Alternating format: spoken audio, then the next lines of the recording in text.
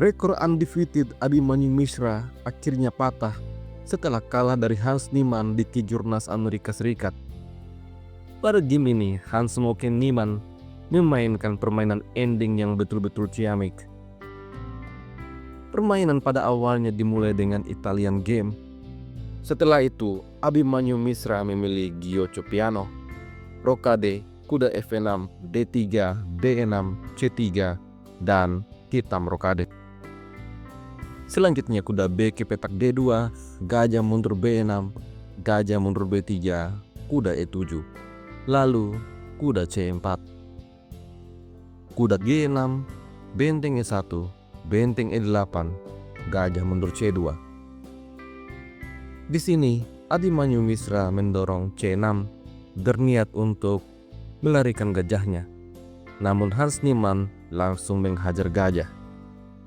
Pion makan kuda, kemudian lajur A menjadi terbuka.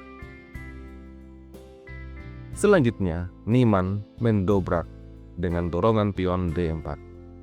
Abimanyu balas B5. Setelah itu, kedua pemain memainkan langkah profilaksis H3, H6, mencegah petak G4 dan G5 untuk ditempati oleh lawannya masing-masing.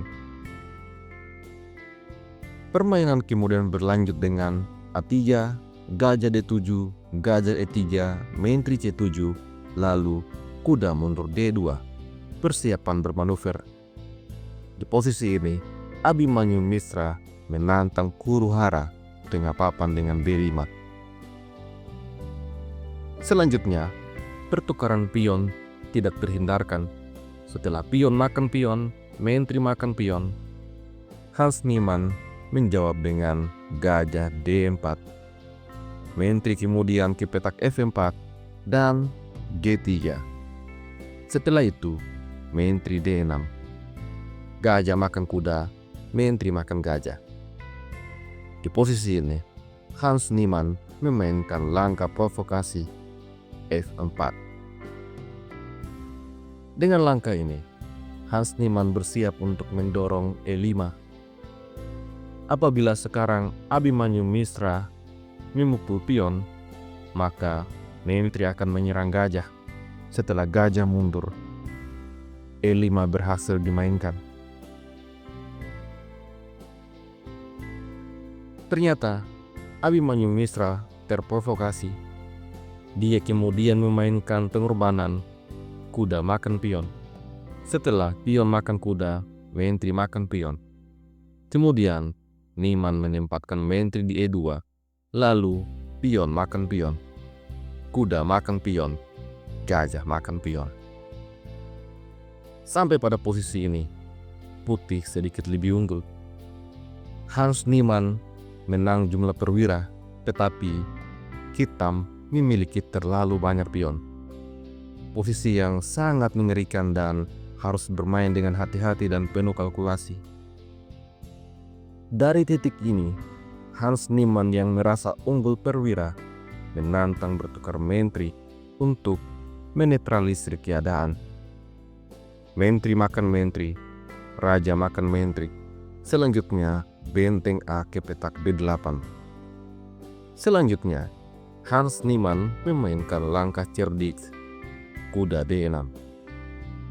Abimanyu Mishra menukar benteng, kemudian benteng makan benteng. Dan jika sekarang hitam berani untuk makan kuda, maka benteng E8 skakmat. Itulah kenapa langkah kuda di petak D6 merupakan langkah cerdik. Maka dari itu, Abimanyu Mishra mendorong pionnya. Selanjutnya, gajah diadu. Dan raja ke petak F8, mencegah kemungkinan terjadinya skakmat. Hans Niemann menukar gajah. Setelah itu, benteng makan kuda. Sekarang, kita telah sampai pada babak ending game. Hans Niemann unggul 1 perwira, tetapi dia kalah 3 pion. Posisi ini cenderung seimbang. Sebuah kesalahan akan merubah segalanya. Pada langkah ke-32, Hans Niemann memainkan benteng E4, G6, benteng B4, Raja E7, gajah mundur F1, F5. Abimanyu Mitra mempersiapkan badai pionnya dengan baik di sayap raja. Kemudian Niman mendobrak dengan C4, lalu benteng D4, benteng mundur. Kemudian benteng skak, raja mundur E1, lalu benteng kembali skak, gajah E2 menutup skak.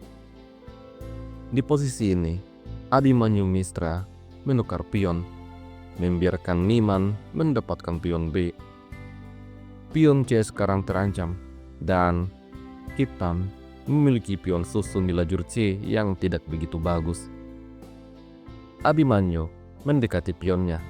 Setelahnya Raja D2, G5, lalu benteng B8, persiapan untuk memberikan ancaman pada pion H6. Di posisi ini, Abimanyu fokus mendorong pion G4. Setelah itu, Niman menyerang pion. Di posisi inilah, Abimanyu terjatuh dalam kesalahan. Dia mempertahankan pion dengan bentengnya, membiarkan Niman mendapatkan pion T. Setelah itu, benteng sembunyi di peta G6, sekaligus menyokong pion G.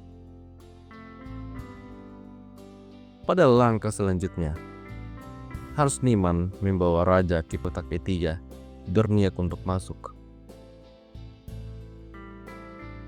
Di posisi ini, apabila hitam coba-coba untuk mendekati pionnya dengan E5, maka putih punya balasan benteng E8. Setelah raja F6 misalnya, maka benteng skak, raja lari, benteng makan benteng, raja makan benteng. Kemudian, putih akan promosikan pion bebasnya. Maka dari itu, Abimanyu Mitra tidak membawa rajanya untuk masuk. Dengan penuh kalkulasi, Abimanyu Mitra menemukan langkah terbaik, F4, dengan sengaja membuang pion. Apabila raja makan pion, maka G3, posisi yang cenderung seimbang. Hitam cukup berbahaya.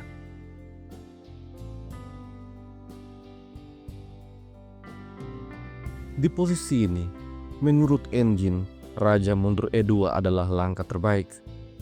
Tetapi Hans Niemann melewatkan langkah itu. Dia membuat langkah tidak akurat, gaya mundur F2. Meskipun demikian, putih masih tetap unggul. Merespon hal ini, Abimanyu Mitra mendorong G3, sebuah pilihan langkah yang tidak tepat. Hans Niemann kemudian tarik mundur raja ke petak G1. Hal ini membuat raja mengawasi calon-calon menteri hitam. Selanjutnya, Abimanyu Mitra membawa raja ke petak E5, mendekati pion-pion sayap raja untuk menuju petak promosi. Niemann kembali membuat kesalahan. Benteng E8, lalu raja serang gajah, gajah mundur E2, kemudian pion C5. Setelah itu, Niemann menggertak dengan A4, membawa pion menuju petak promosi. Di posisi ini, Abimanyu Mitra membuat blunder. Dia mendorong C4 dengan maksud membuat gajah tidak bisa melindungi pion. Tetapi hal ini memberikan kesempatan bagi Niemann untuk menyerang raja. Setelah raja ke petak E3 mendekati gajah, Abimanyu Mitra kehilangan pion sayap menteri. Dan dengan demikian, Hans Niemann memiliki 2 pion bebas di sayap menteri. Tugas yang sangat berat bagi Abimanyu Mitra untuk menghentikan pion-pion ini. Oleh karena itu, Abimanyu fokus mendorong pion sayap raja F3. Ada ancaman yang sangat berbahaya. Tentu saja Niemann langsung menyerang balik. Benteng skak, raja E4, lalu A5. Di sini, Abimanyu memainkan langkah tidak akurat, terburu-buru mendorong pion G2. Sebuah kesalahan yang membuat Niemann menjadi unggul begitu besar.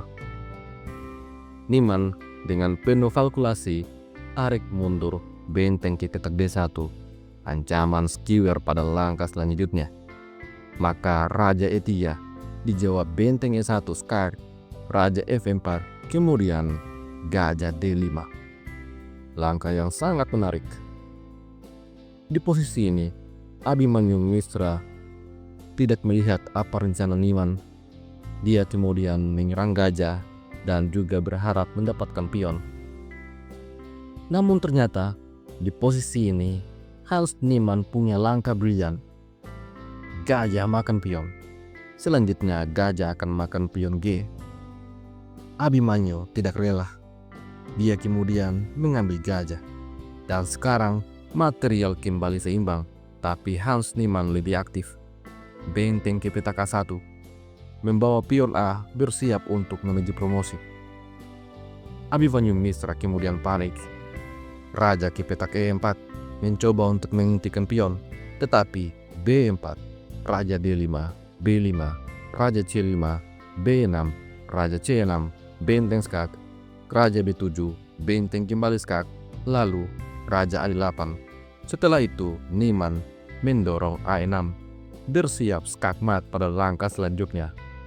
Abimanyu Mitra tarik mundur benteng, menjaga pertahanan.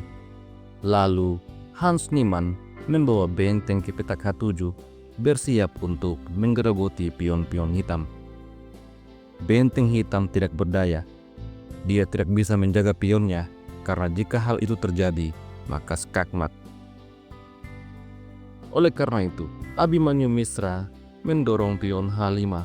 Tapi benteng makan pion, tentu saja. Setelah itu, benteng kembali ancam pion, namun benteng jaga pion.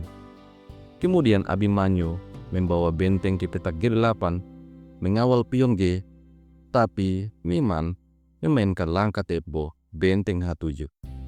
Setelah itu, Raja ke petak B8 dan benteng mundur. Ancaman pada pion. Di posisi ini, benteng hitam lagi-lagi tidak berdaya. Dia tidak bisa meninggalkan baris ke-8. Abimanyu Mitra terpaksa menggeser rajanya ke petak A8 dan Niemann mendapatkan pion. Abimanyu belum menyerah. Dia coba untuk kembali mengancam pion, tetapi tentu saja benteng jaga pion. Kemudian benteng D8. Dari titik ini, Hans Niemann kemudian membawa rajanya mendekati pion. Abimanyu Mitra kemudian merespon dengan benteng E8 membatasi pergerakan raja. Lalu Niemann membawa raja ke F3. Selanjutnya Raja B8, Raja F4. Apabila di posisi ini hitam coba-coba untuk memainkan Raja C8 misalnya, membuat raja aktif, ini akan membuat benteng menyerangnya. Setelah Raja D7, benteng skak. Apabila raja mundur, maka A7. Skakmat dalam 4 langkah. Oleh karena itu, Abimanyu Mitra terpaksa membawa raja kembali ke petak K8, mengawasi pion-pion putih. Namun, raja mendekat dengan F5. Dan di posisi ini, apabila hitam coba-coba untuk kembali memainkan Raja B8, maka benteng C6 membatasi pergerakan raja dan juga membuat raja putih siap untuk aktif. Apabila Raja A8, maka benteng diadu. Benteng B8, kemudian Raja E5. Semakin mendekati pion.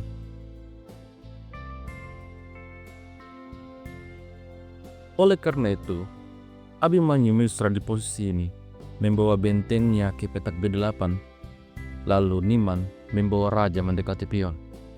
Benteng F8, Raja D5, Raja B8, Raja C6. Kemudian raja kembali ke petak K8. Setelah itu Niemann memainkan langkah tempo benteng D5. Benteng kemudian mundur H8 dan Raja B5. Setelah itu benteng kembali ke D8, kemudian benteng C5. Abimanyu tentu saja tidak bisa meninggalkan baris ke-8 dan benteng kembali digeser. Di posisi ini, Hans Niemann mengajak bertukar benteng. Benteng kemudian makan benteng. Selanjutnya B7. Skak. Di posisi ini, Abimanyu Mitra membuat jebakan dengan Raja B8. Jika pion makan benteng, maka langkah ini adalah blunder karena posisi ini adalah posisi remis. Setelah Raja makan menteri, maka jika putih coba untuk promosi pion atau mainkan raja, ada jawaban Raja B7.